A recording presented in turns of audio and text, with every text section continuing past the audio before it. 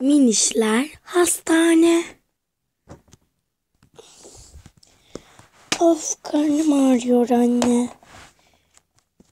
Ne oldu kızım? Karnım ağrıyor. Ne oldu kardeşim? Karnım ağrıyor abla. Ne oldu abla? Karnım ağrıyor. Doktora gidelim. Şurada servis olacak. Yani çıkalım. Of.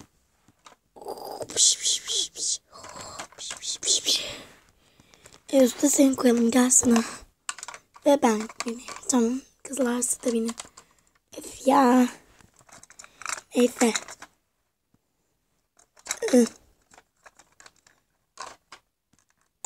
Ne bileyim.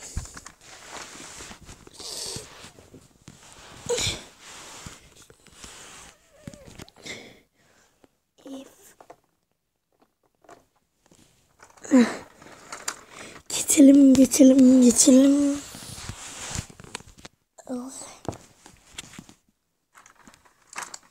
Çok eğlenceli. Evet. Son durak hastane. Gelin kızlar. Ay.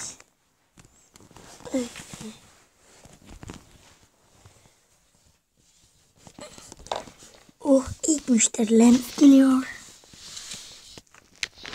Merhaba, benim kızım da hasta da. Sen kızım mısın? Geldim. Karnım ağrıyor. Yerinde bile duramıyor. Çok ağrıyor karnı. Bir çözüm bular mısınız lütfen? Evet. Tamam. Bularız. Şu 8 nolu odaya.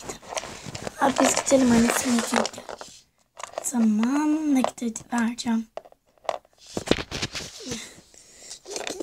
Burası olması gerek. Gelin girelim. Evet. Düştüm. Ben bekleyin. Merhabalar. Siz gelir misin lütfen? Merhabalar. Hastangeniz benim. Ben geldim. Kızınızı şöyle alalım.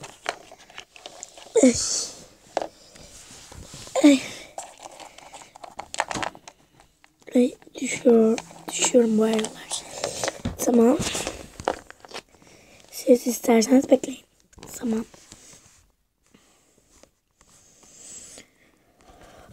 Ben bir bakayım en güzeli. Zaten bakmanız için getirdik. Doğru. Pek bir şey yok. Tek şu ilaçtan kullanması gerek. Tamam. Kasıt edip gelebilirsiniz. Tamam.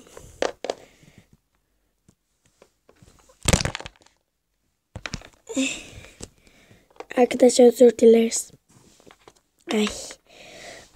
O ilacı da şöyle size vereyim.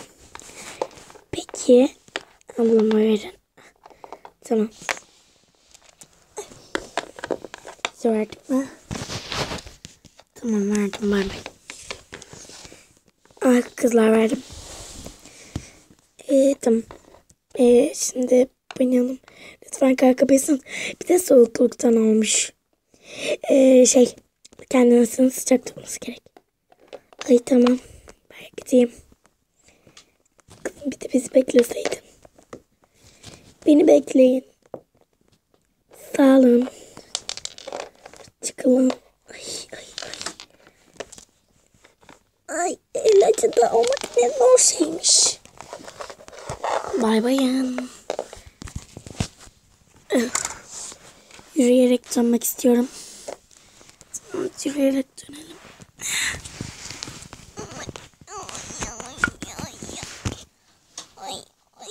Koşsanıza.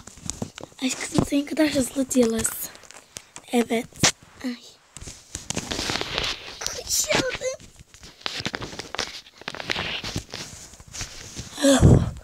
Parti evi burada var. Hadi gidin kızlar. Wow, nasıl geçtiler? Ama da böyle mi olur? Evet tatlım. Öğrenmeye başlıyorsun.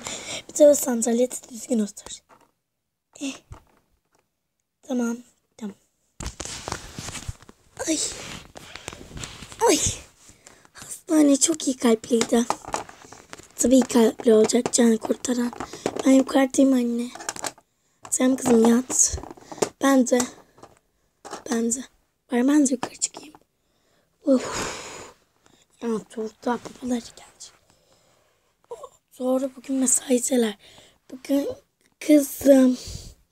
İlacı versene. At demedim. Ver dedim. Neyse. Kızım. Bana gelir misin? Efendim anne şu ilaçtan iç. İçtim anne. Aferin yatağına. Doğru bugün mesaide bir tane anahtar var. Ben de yatayım. Arkadaşlar izlediğiniz için teşekkür ederiz. Beğenmeyi ve abone olmayı unutmayın. Bay bay.